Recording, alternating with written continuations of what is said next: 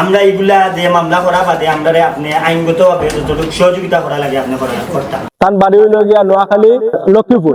টাকা দিছে যে ব্যক্তি তাই না কইছেন আমি 1 লাখ টাকা দিছি, তুমি 70,000 পাইতে। বেলারুশ থেকে জার্মানিতে পাঠানোর কথা বলে নেওয়া 24 লাখ টাকা ফেরত না পাওয়ার অভিযোগে বিয়ানীবাজার উপজেলা নির্বাহী কর্মকর্তা উম্মে হাবিবার কাছে লিখিত অভিযোগ দিয়েছেন 3 ভুক্তভোগী। মঙ্গলবার উপজেলা নির্বাহী কর্মকর্তার কার্যালয়ে তারা এই অভিযোগ দাখিল করেন। লিখিত অভিযোগে ভুক্তভোগীরা উল্লেখ করেন, বিয়ানীবাজার উপজেলার সুপাতলা এলাকার নিউ হোয়াইট মোটরসের স্বত্বাধিকারী কাজী নজরুল ইসলাম বেলারুশ থেকে জার্মানিতে পাঠানোর মধ্যস্থতার কথা বলে 2023 সালে 23 অক্টোবর 3 জনের কাছ থেকে মোট 24 লাখ টাকা গ্রহণ করেন। প্রত্যেকে 8 লাখ টাকা করে তার কাছে জমা রাখেন। অভিযোগে আরও বলা হয়, চুক্তি অনুযায়ী 45 দিনের মধ্যে যাত্রীরা জার্মানিতে পৌঁছাতে না পারলে 24 ঘন্টার মধ্যে সম্পূর্ণ টাকা ফেরত দেওয়ার কথা ছিল। কিন্তু নির্ধারিত সময়ের মধ্যে যাত্রীরা জার্মানিতে পৌঁছাতে না পারলেও অভিযুক্ত কাজী নজরুল ইসলাম টাকা ফেরত দেননি, বরং বারবার সময়ক্ষেপণ করেন এবং পরে টাকা চাইলে বিভিন্নভাবে হুমকি ধমকি দেওয়া হয় বলেও অভিযোগ করেন ভুক্তভোগীরা।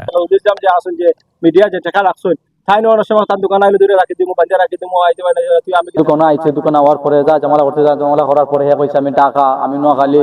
আমরা স্থানীয় কিছু প্রভাবশালী মানছে এরা শেল্টার দিয়া তার কান্ডা থেকে বেনিফিট খাইরা আর বড় অংশ ও তারা দিয়া বিজনেস করা নিল এটা আর না তার এই ধরনের এবিলিটি নাই যে অনবিয়ানতার ব্যবসা করে লিব মিডিয়া হইয়া। এ ঘটনায় স্থানীয়ভাবে একাধিকবার সালিশের মাধ্যমে সমাধানের চেষ্টা করা হয়, তবে দীর্ঘ সময় চেষ্টা করেও পুরো টাকা উদ্ধার করা সম্ভব হয়নি বলে দাবি করেন ভুক্তভোগীরা। মাঝে মধ্যে অসত স্থানীয় মানুষকে লইয়া বইছি, তারা হোসেন তারা উদ্ধার করে দিতে পারবা, একবার আয়া সেকেন্ড বার তারা আইসেন না।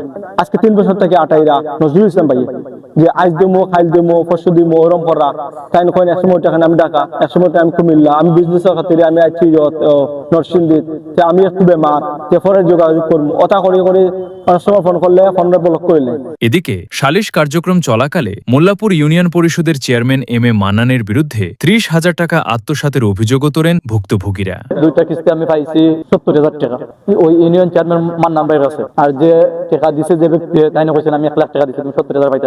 30,000 টাকা মানে আমরা বিএনপির স্থানীয় নেতা ইউনিয়ন চেয়ারম্যান তাই মারিয়া খাইনি 1 লাখের মাঝে 70,000 টাকা পাইছেন তাই। এ বিষয়ে চেয়ারম্যান এম এ মান্নানের সঙ্গে যোগাযোগ করলে তিনি অভিযোগ অস্বীকার করে বলেন, আমি 70,000 টাকা পেয়েছি, যে 70,000 টাকা পেয়েছি সেটাই সংশ্লিষ্টদের বুঝিয়ে দিয়েছি। জাস্ট টু দা পয়েন্ট আর কি, কাজী নজরুল ইসলামের 1 লাখ টাকা আপনারা দিছে, এই কথাটা সত্য কিনা, না 70,000 দিছে না 1 লাখ টাকা দিছে? 1 লাখ এত দিছে প্রায় বছর খানিক আগে। কত টাকা দিছিল প্লিজ, এই অ্যামাউন্টটা প্লিজ কইলে। আমার